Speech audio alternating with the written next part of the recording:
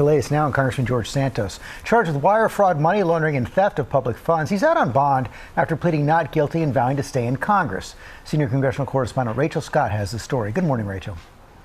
George, good morning to you. Just 24 hours after Congressman George Santos turned himself over to authorities, he will return right back here to Capitol Hill, not only as a member of Congress, but also as a criminal defendant. He's still resisting calls from his party to resign and now says he still plans to run for re-election.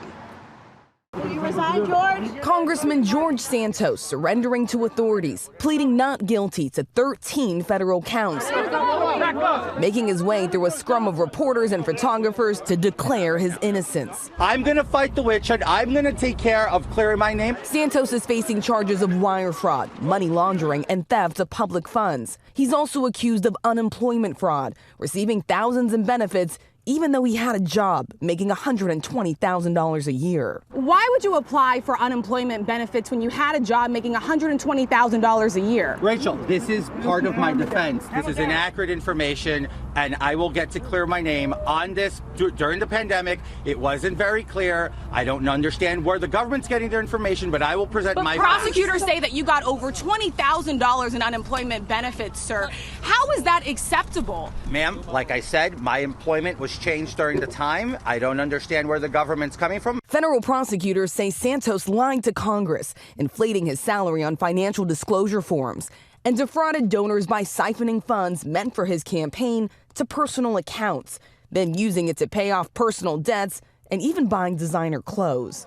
He surrendered his passport and was released on a $500,000 bond. But still, Santos is defiant, not backing down. Are you planning on running for re-election? Yes, I am. For months, he's been at the center of controversy, accused of lying about nearly every aspect of his life, from his education to his background. And now at least a dozen House Republicans are calling on him to resign. It's a distraction, and it's a punchline. House Speaker Kevin McCarthy, who is counting on Santos's vote to remain in power, is not calling for him to step down.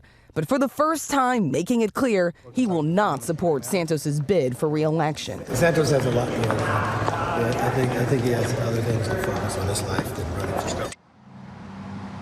McCarthy keenly aware of his razor-thin majority in the House. As for Congressman Santos, he's due back in court June 30th. He's also facing a separate investigation by the House Ethics Committee, as well as fraud charges out in Brazil. A hearing on that case is expected later today, George. Okay, let's bring in our chief legal analyst, Dan Abrams. A lot of charges out there. What would his defense be? His defense would have to be something like mistake, misunderstanding. Look, he's making it a political defense for now. He's saying, why aren't they going after Joe Biden, et cetera. But when you get into a courtroom, you have to actually present a legal defense.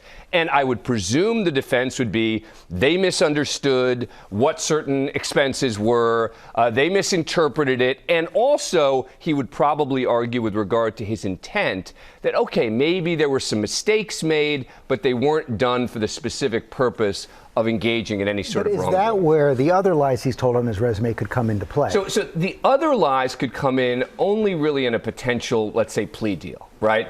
It might make them less likely to want to do a deal with him. They might want to make the offer less attractive because of the other potential charge. And by the way, those could also come up in a potential sentencing. But they're not going to come up specifically, meaning the resume stuff, et cetera. That's not going to come up in the context of this case. Now, so far, Republicans are saying that he can hold on to his seat until he's convicted. So the question is how long? Right. And that's an interesting way to punt it, right? To say, well, look, hey, if he's convicted of a crime, then we're going to have a serious discussion. Well, that could be a long time from now, and his re-election's in 2024.